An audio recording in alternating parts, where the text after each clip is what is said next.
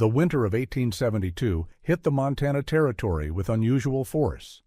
Temperatures plunged to 30 below zero, and the wind came howling down from the mountains with a fury that could freeze a man's breath in his lungs. Most trappers and frontiersmen had already retreated to the relative safety of trading posts or wintered with friendly tribes. But one man remained alone in a crude shelter high in the Bitterroot Range, and he was about to change the way Americans thought about staying warm in the wilderness. What made his shelter different wasn't visible from the outside. It looked like any other rough-hewn mountain cabin, logs chinked with mud, a single door, one window covered with greased paper. But underneath the floor, something remarkable had been built. A network of stone channels snaked beneath the living space, creating what the man called his heat tunnel. And on those brutal winter nights, when the temperature dropped low enough to split trees, this frontiersman slept comfortably on his floor while burning less than half the wood his neighbors used. The other trappers thought he'd lost his mind. They said the smoke would be dangerous. They claimed the stones would crack and collapse. They argued that no white man had ever heated a shelter from underneath and survived. But when spring came and this mountain man emerged healthy and well-fed, while others had nearly starved trying to keep their fires burning day and night, people started asking questions. What they didn't know was that this wasn't a new idea at all. It was ancient technology from halfway around the world, brought back from a failed military expedition and adapted by a man who understood both survival and innovation. This is the story of how Korean engineering made its way to the American frontier, and how one former mountain man's experience with a forgotten naval campaign led to a heating revolution in the wilderness. The story begins not in Montana, but in the Rocky Mountains 3 decades earlier, during the golden age of the fur trade. The mountain man at the center of our tale, we'll call him by the name he went by in those days, Grizzly Pete, was born in Pennsylvania in 1820. By the time he turned 18, the beaver trade was already in decline, but there were still fortunes to be made for men willing to risk everything in the unmapped territories west of the Missouri River. Pete signed on with a fur trading company in the spring of 1838, joining one of the last great brigades heading into the Rockies. What he found there wasn't the romantic wilderness of adventure stories. It was brutal, unforgiving country where men froze in their sleep, where grizzly bears posed constant danger, and where a single mistake could mean starvation or exposure. But Pete was a natural outdoorsman. He learned to read weather in the flight of birds. He could track game across solid rock. And most importantly for our story, he understood shelter construction in ways that kept him alive when others struggled. The mountain men of that era built crude shelters, lean-tos made from pine boughs, simple dugouts covered with hides, or if they had time, rough log structures with dirt floors and open fires. The heating method was always the same. You built a fire in the center or against one wall. The fire provided heat, light, and a way to cook, but it also filled the shelter with smoke unless you built a proper chimney, which most didn't bother with. In winter, men huddled as close to the flames as they could without catching fire.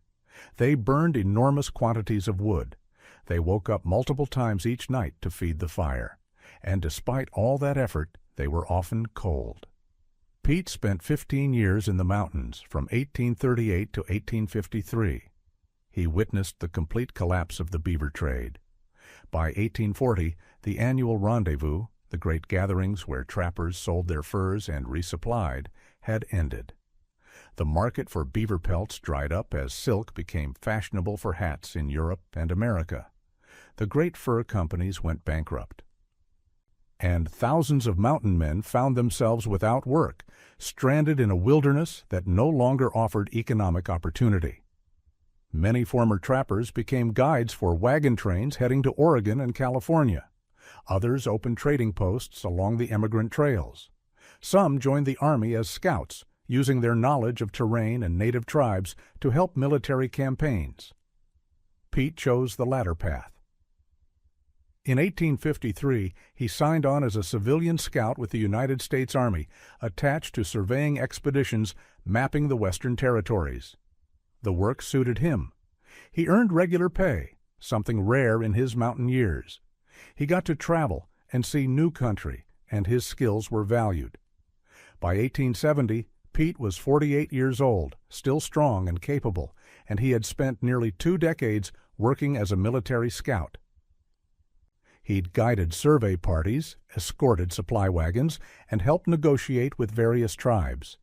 He knew the western wilderness better than almost any white man alive. Then, in early 1871, something unusual happened. The Army asked if he'd be willing to join a naval expedition, not as a permanent assignment, but as a temporary observer and advisor.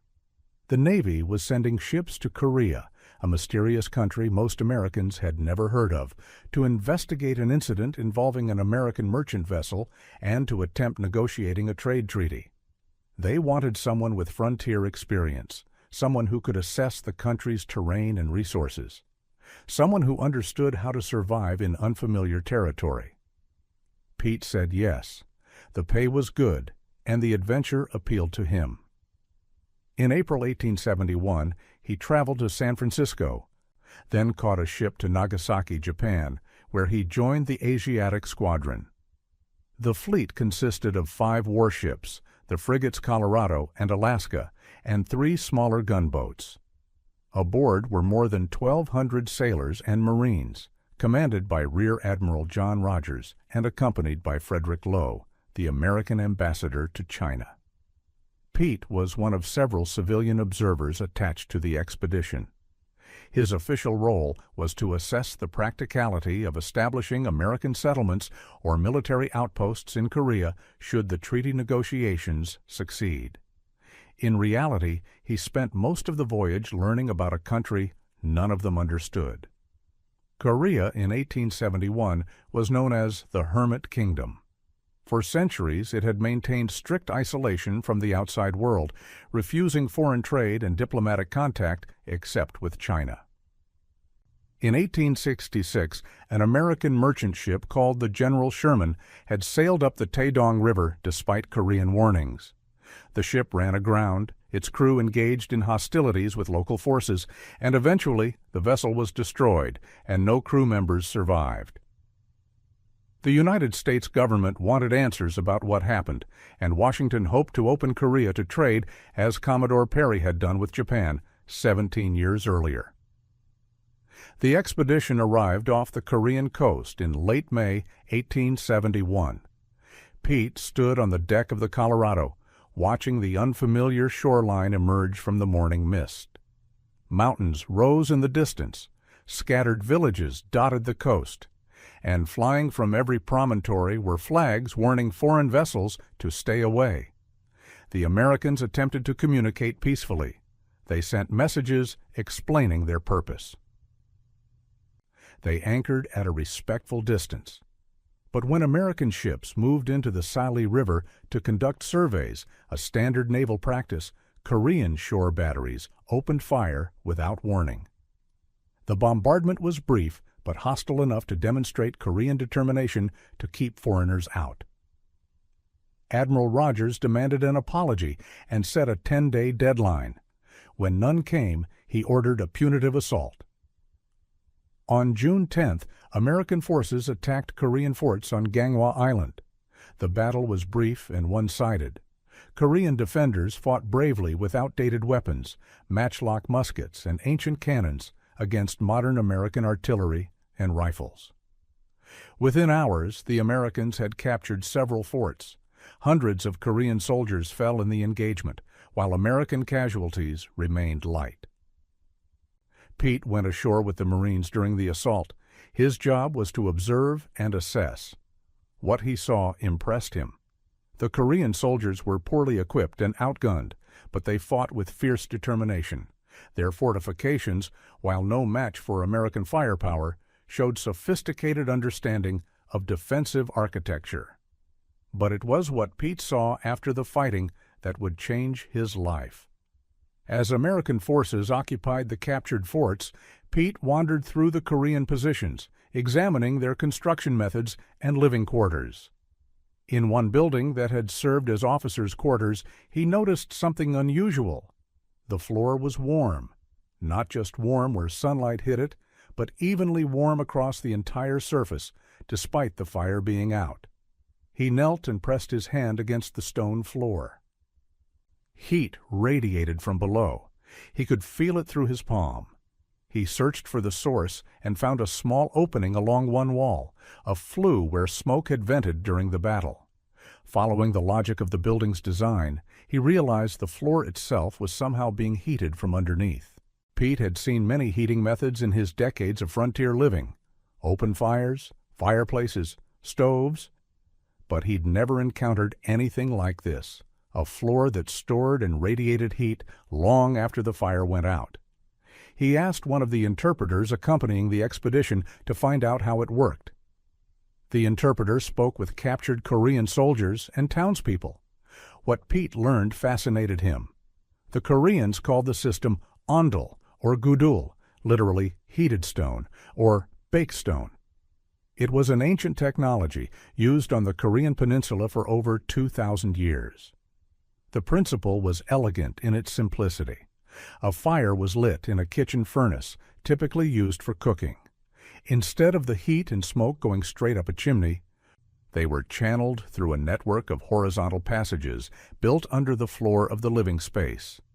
These passages, called gore, were constructed from stone and sealed with clay. The hot smoke traveled the length of these channels, heating the stones as it passed, before finally exiting through a chimney at the far end of the building. The floor itself consisted of flat stones, often granite or similar heat-retaining rock, laid over the channels. The stones would heat gradually as the fire burned, and they would continue radiating warmth for hours after the fire died. In some well-designed ondol systems, a single fire could keep a room comfortably warm for an entire day, or even longer. Pete immediately understood the advantages. First, the system was incredibly fuel efficient. All the heat from the fire passed through the living space before escaping, unlike a fireplace or open fire where most heat went straight up the chimney. Second, the heat distribution was even. No cold spots, no huddling around a single fire. Third, the massive stones acted as thermal batteries, storing heat and releasing it slowly. And fourth, the system was clean. All the smoke was contained in the channels and vented outside, leaving the living space smoke-free. The interpreter explained more details. Traditional Korean homes were designed specifically for ondol heating. Families sat, ate, and slept on the warm floor rather than using furniture. The area closest to the fire, called the dulmak, was warmest and reserved for honored guests or elders.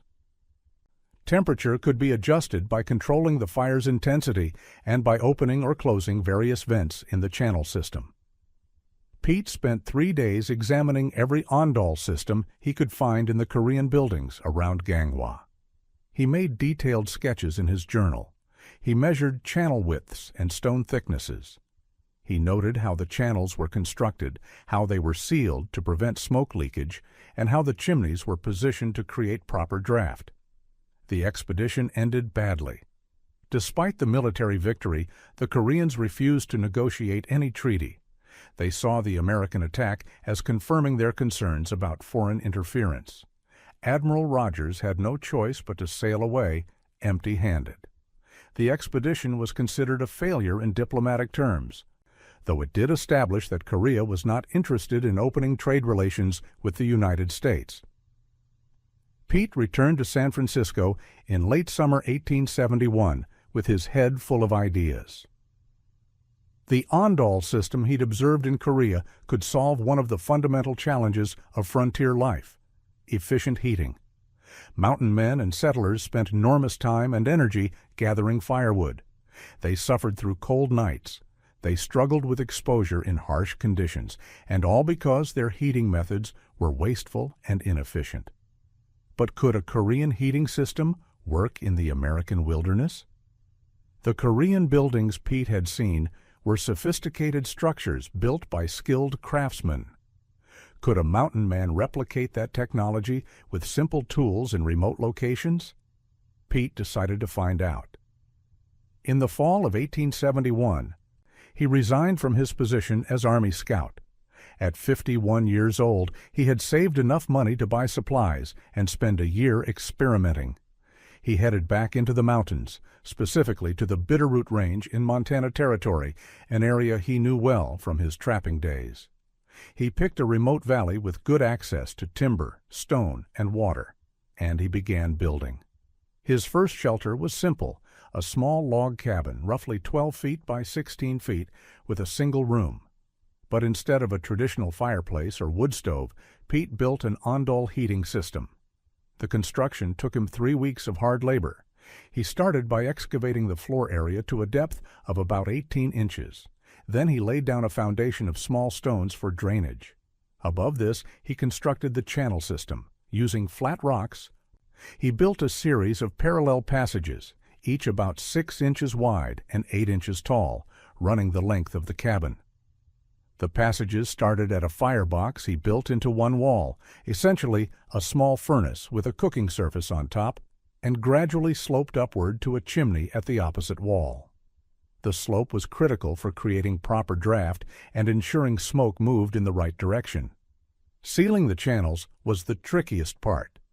Pete didn't have the clay the Koreans used, so he improvised with mud mixed with dried grass and animal hair. He carefully sealed every joint and covered the entire channel network with a layer of this mixture, let it dry, then added another layer. The goal was to make the system completely smoke-tight. Once the channels were sealed, Pete laid large flat stones over the entire system to create the floor surface. He chose granite slabs from a nearby creek bed, stones that had been naturally weathered smooth. These ranged from 2 to 4 inches thick. The heavier, the better, as more mass meant more heat storage. Finally, he built a chimney at the far end of the cabin, extending well above the roof line to ensure a good draft. He added a small metal door to the firebox for controlling airflow and a removable cooking surface, so he could use the firebox as both a heating furnace and a cooking stove. The first test came in early December 1871. Pete lit a fire in the firebox using small, dry kindling. At first, smoke leaked from several joints in the channel system. His sealing wasn't perfect. He spent a day identifying leaks and patching them with more mud. On the second attempt, the system worked beautifully. As the fire burned, Pete could feel the stone floor gradually warming beneath his feet. He added larger wood to the fire and kept it burning steadily for about 4 hours. Then he let it die out completely. The floor continued to radiate heat for the next 12 hours. He slept directly on the warm stones, wrapped only in a single buffalo robe, and stayed comfortably warm through a night when the temperature outside dropped to 10 degrees below zero. The fuel efficiency astounded him. In a traditional cabin with a fireplace, he would have burned through a large pile of wood to maintain heat overnight, feeding the fire every few hours. With the ondol system, one afternoon of burning wood kept him warm until the next morning. He estimated he was using less than a quarter of the firewood he would have needed with conventional heating. But Pete wasn't satisfied with his first attempt. He'd proven the concept worked, but the system had problems. Smoke leaks were an ongoing issue. Some areas of the floor heated unevenly, and the firebox design made it difficult to maintain the right temperature. Too hot, and the floor became uncomfortably warm. Too cool, and the system didn't heat effectively. He spent the entire winter of 1871-72 refining his design. He experimented with different channel configurations. He tried various sealing methods. He adjusted the chimney height and experimented with dampers to control draft. He tested different stone types and thicknesses for the floor surface.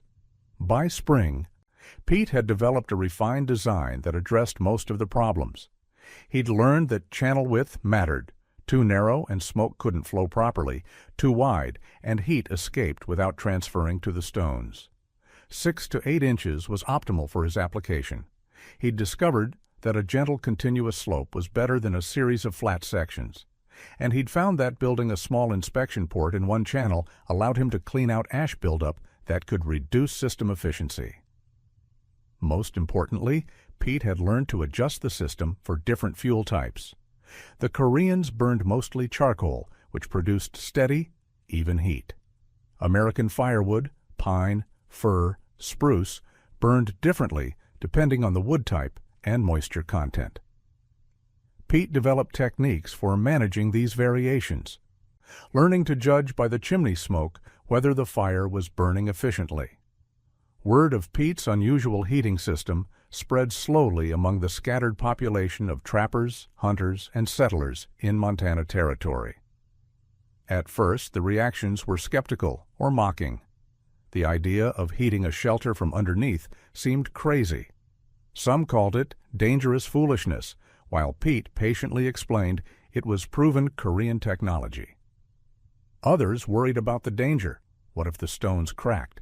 What if smoke leaked and caused harm in your sleep? But curiosity eventually overcame skepticism. In the fall of 1872, several neighboring trappers asked Pete to show them his cabin. When they felt the warm floor and saw how little wood Pete had burned, the mockery stopped.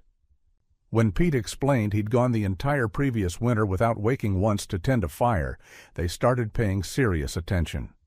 One visitor was particularly interested, a former mountain man named Copper Jack, who'd settled near the Clark Fork River. Jack had nearly died the previous winter when he ran out of firewood during a blizzard. The experience had left him determined to find a better heating method. After spending a week at Pete's cabin, studying the system, and helping Pete build an improved version, Jack returned home and built his own ondol shelter. Jack made some modifications based on his specific needs. His cabin was larger than Pete's, about 20 feet by 20 feet, so he designed a more complex channel system with multiple parallel passages that converged at a central chimney. He also built a second firebox in the middle of the cabin, allowing him to heat different zones independently. And he experimented with using river rocks instead of quarried stone for the floor, finding that smooth, water-worn stones worked just as well and were easier to obtain. Other trappers followed. By the winter of 1873-74, at least a dozen shelters in Montana Territory incorporated some form of ondol heating. Each builder made their own modifications and improvements. Some added insulation above the channels using sawdust or moss. Others built multi-level systems with channels at different depths.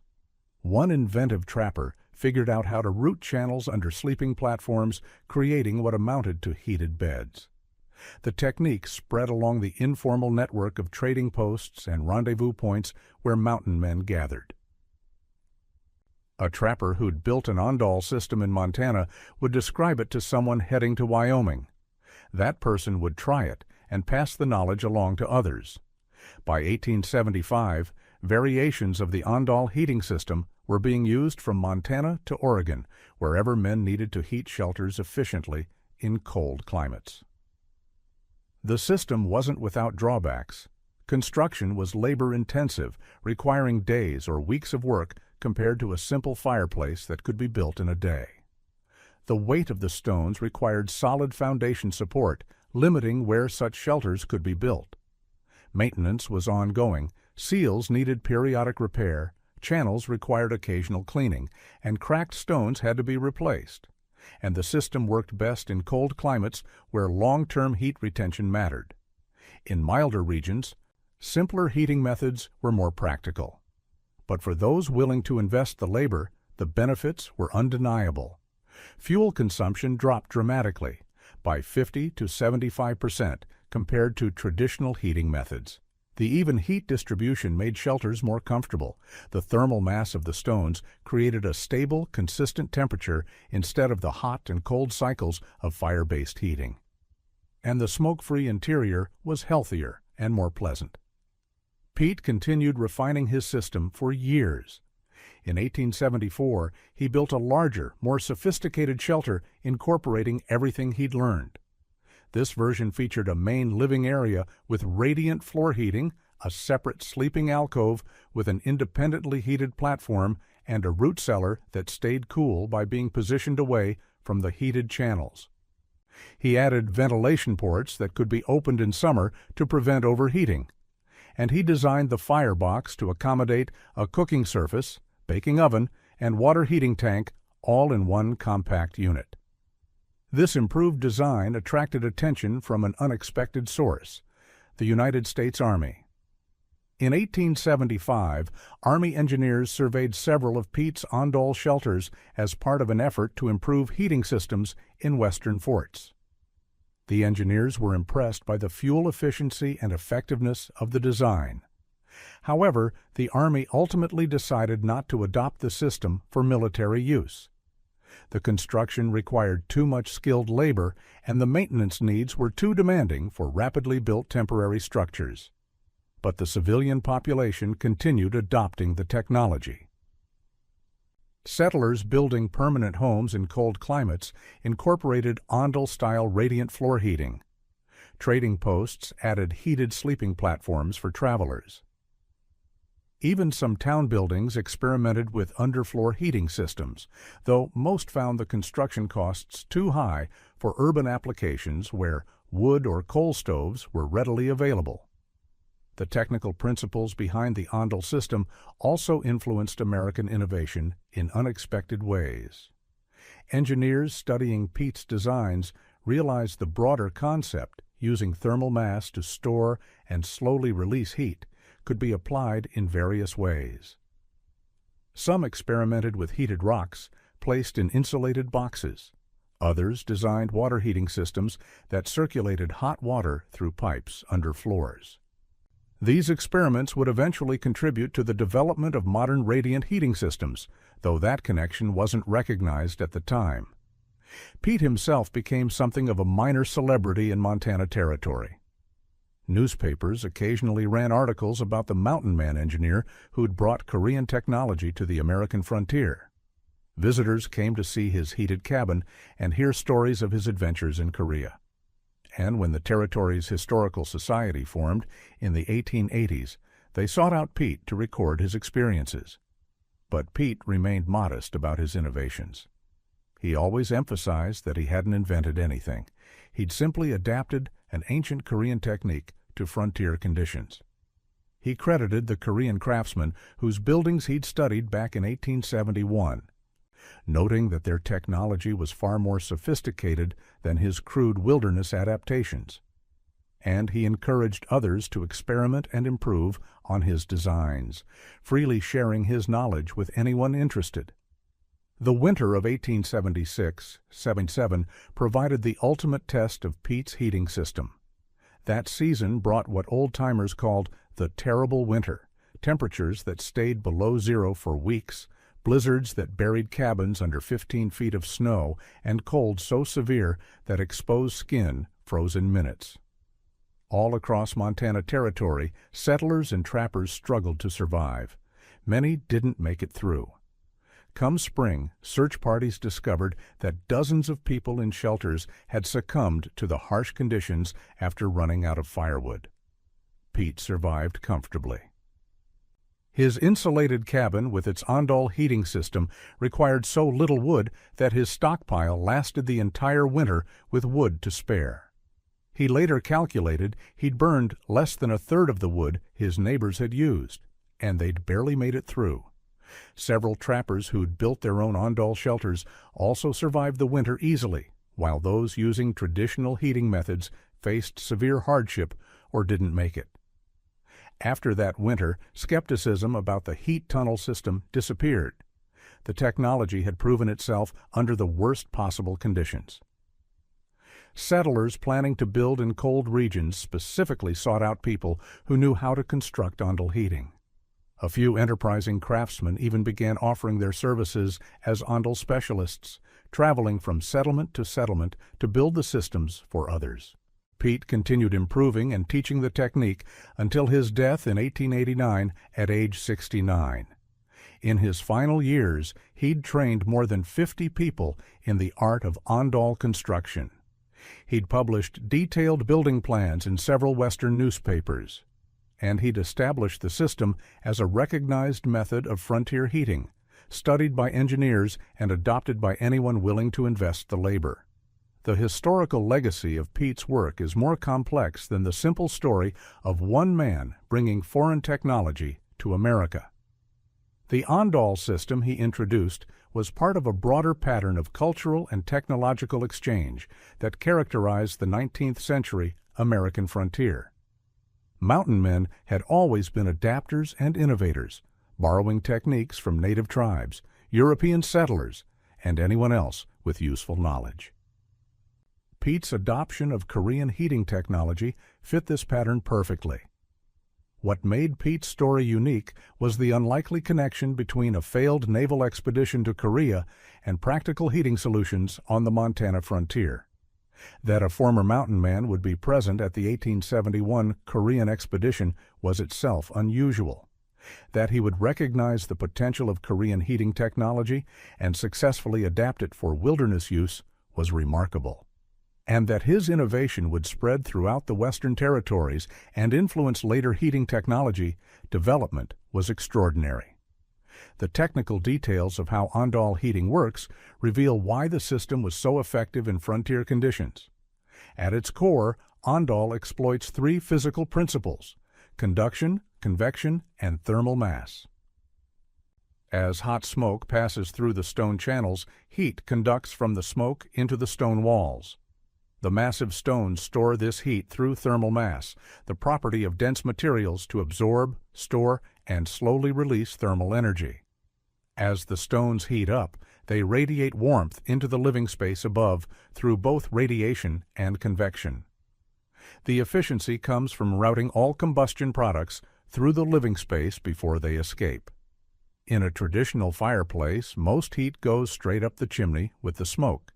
Maybe 20 to 30% of the fire's heat actually warms the room. In an ondol system, 80 to 90% of the heat gets transferred to the stones and released into the living space. The remaining 10 to 20% escapes with the exhaust smoke, which is necessary to maintain draft. The thermal mass effect is equally important. Dense stone can store enormous amounts of heat energy. A cubic foot of granite weighs about 165 pounds and has a heat capacity of about 40,000 BTUs per degree Fahrenheit. A properly built ondol system might contain several tons of heated stone, capable of storing hundreds of thousands of BTUs, enough to keep a shelter warm for many hours after the fire dies. Modern engineers studying historical ondol systems have confirmed their remarkable efficiency. Tests conducted on reconstructed traditional Korean ondol buildings show fuel consumption 50 to 70% lower than equivalent-sized buildings heated with open fires or simple fireplaces. The stone floors maintain comfortable temperatures for 12 to 24 hours after the fire goes out, depending on construction quality and insulation levels. These same principles later influenced the development of modern radiant floor heating. Though the connection isn't always recognized, the physics are identical. Use a heat source to warm a thermal mass beneath the living space, then let that mass gradually radiate heat upward. Modern systems use hot water circulating through plastic pipes instead of smoke flowing through stone channels, but the fundamental concept is the same. Pete's adaptation of ondol technology to frontier conditions required solving several practical problems. Korean ondol systems were designed for buildings constructed by skilled craftsmen using specialized materials. Pete needed to build equivalent systems using only frontier tools and materials: axe, shovel, rocks, and mud. He had to work alone or with minimal help, and he needed the system to function in American climate conditions, burning American firewood in buildings of American design. His solutions were pragmatic rather than elegant. Korean builders used prepared clay for ceiling channels. Pete used mud mixed with grass and animal hair. Korean systems incorporated carefully dressed stones fitted with precision.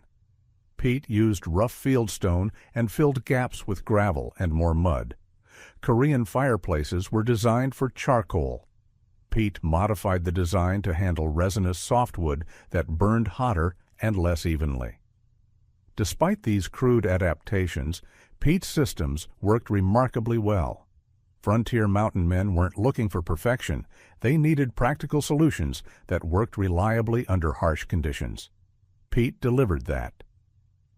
His Ondol shelters might not have matched Korean buildings in aesthetic refinement, but they provided effective, efficient heating using locally available materials and simple construction techniques any skilled woodsman could master. The cultural impact of Pete's innovation extended beyond just heating technology. The story of Korean engineering reaching the American frontier illustrated the interconnectedness of the 19th century world. This was an American learning from an ancient Asian civilization, recognizing that Koreans had solved heating problems centuries earlier and having the humility and wisdom to adapt their methods rather than dismissing them. Pete's willingness to learn from Korean technology stood in stark contrast to the prevailing American attitude of the era. Many Americans knew little about Korea and underestimated Asian engineering achievements. Pete understood differently. He'd seen Korean buildings withstand centuries while American structures fell apart in decades. He'd observed heating systems so efficient they seemed almost magical. And he'd recognized that ancient didn't mean inferior. This cross-cultural technology transfer also highlights how innovations spread through informal networks rather than official channels. The Army engineers who studied Pete's Ondol shelters rejected the design as impractical for military use. But the technology thrived anyway, spreading person to person through the community of frontiersmen, trappers, and settlers who actually lived in cold mountain shelters and desperately needed better heating solutions. By the time Pete died in 1889, the frontier era was ending. The Transcontinental Railroad had been complete for 2 decades. Telegraph lines reached most western settlements. Montana had achieved territorial status and would become a state in just 4 years.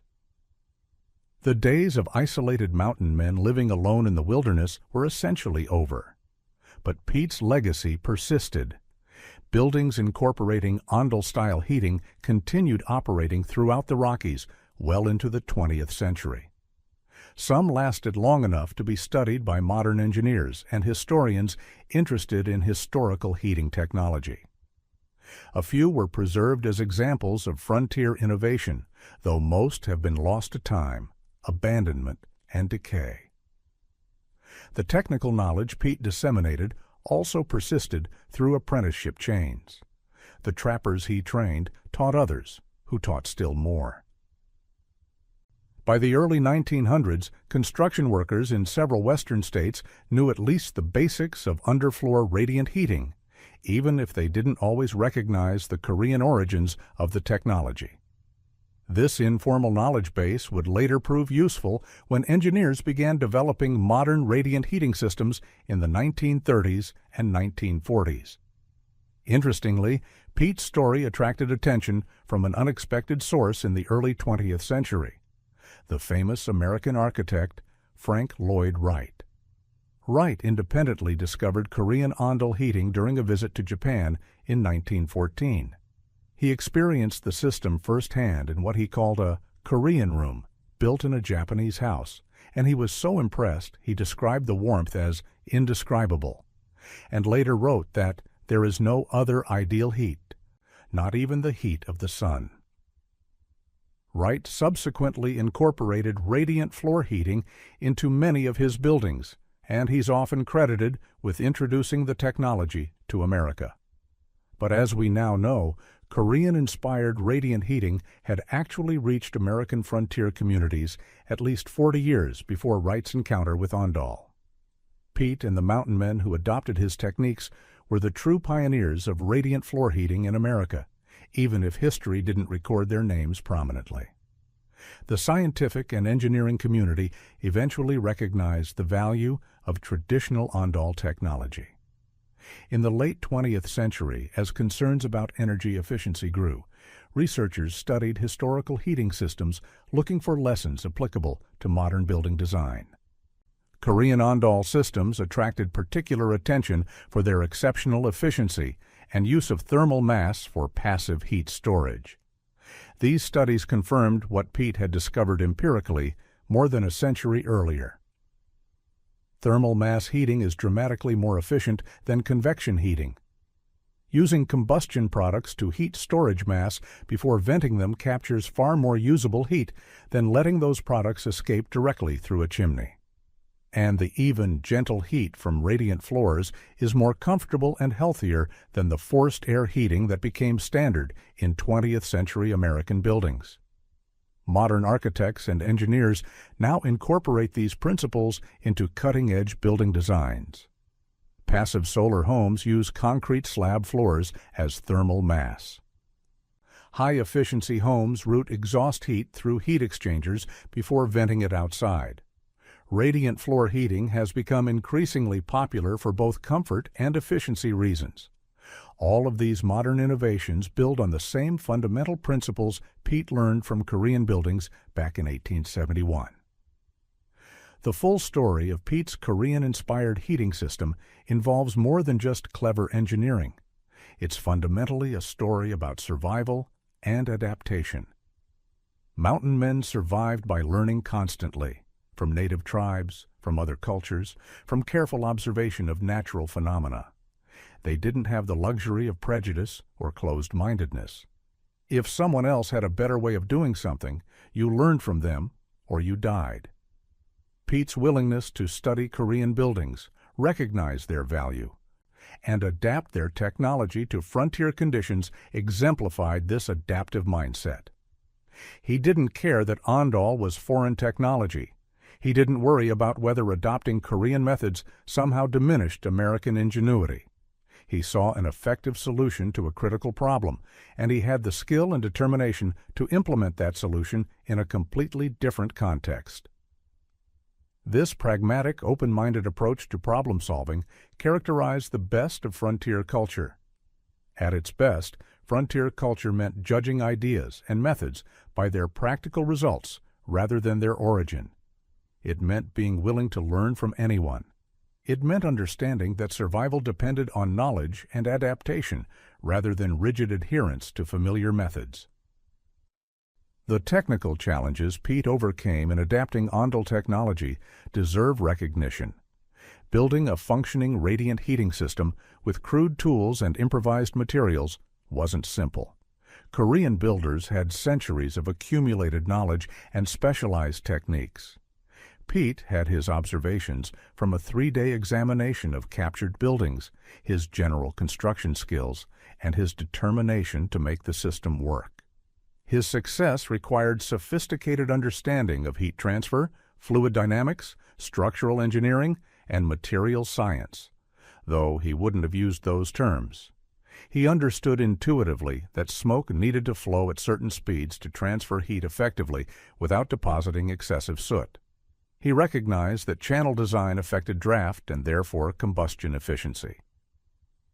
He knew which stones retained heat best and how to position them for optimal heat distribution. This practical engineering knowledge, gained through observation and experimentation rather than formal education, was typical of frontier innovation. Mountain men couldn't consult engineering textbooks or building codes. They learned by doing, by failing, by trying again with modifications, and by sharing knowledge with others facing similar challenges. Pete's story reminds us that technological innovation doesn't always follow straight lines from advanced to primitive cultures. Sometimes the flow reverses. Sometimes ancient techniques prove more sophisticated than modern methods. Sometimes the key to solving current problems lies in recognizing wisdom that already exists elsewhere, having the humility to learn from it, and having the skill to adapt it to new circumstances. The Ondol heating systems built by Pete and his followers represented more than just efficient heating technology. They represented a successful bridge between cultures, a practical application of ancient knowledge to frontier conditions, and proof that good ideas transcend cultural boundaries. That legacy, the willingness to learn from any source and adapt useful knowledge to new challenges, remains relevant today. The winter of 1872, when Pete first successfully heated his Montana cabin with Korean-inspired radiant floor heating, marked a small but significant moment in technological history. It connected ancient Asian engineering with American frontier innovation. It proved that solutions to modern problems sometimes lie in studying how other cultures solved similar problems centuries earlier. And it demonstrated that one determined individual, willing to learn and experiment, could introduce transformative technology that benefited entire communities. Pete's heat tunnel under his shelter, his adaptation of Korean ondel heating to frontier conditions, changed how mountain men and settlers approached the fundamental challenge of staying warm. It saved lives during brutal winters, it reduced the backbreaking labor of cutting firewood, and it created more comfortable, healthier living spaces in harsh wilderness conditions. The technique he introduced has largely been forgotten in popular history. Few people today know that Korean-inspired radiant heating reached the American frontier in the 1870s, decades before it's usually credited with arriving. But the technology persisted, evolved, and eventually contributed to modern radiant heating systems now used in buildings worldwide. That's the real legacy of Pete's crazy trick, not just one man's ingenious adaptation of foreign technology, but the broader principle that good ideas have value regardless of their origin, that ancient wisdom can solve modern problems, and that being open to learning from other cultures makes us smarter, more capable, and better equipped to face whatever challenges the future brings. The heat tunnel under Pete's shelter was more than an engineering solution. It was a bridge across cultures and centuries, proving that human ingenuity speaks a universal language that transcends borders, time periods, and cultural differences. And in the cold Montana winters of the 1870s, that bridge kept a former mountain man warm while teaching all who would listen that sometimes the best way forward is learning from the wisdom of the past.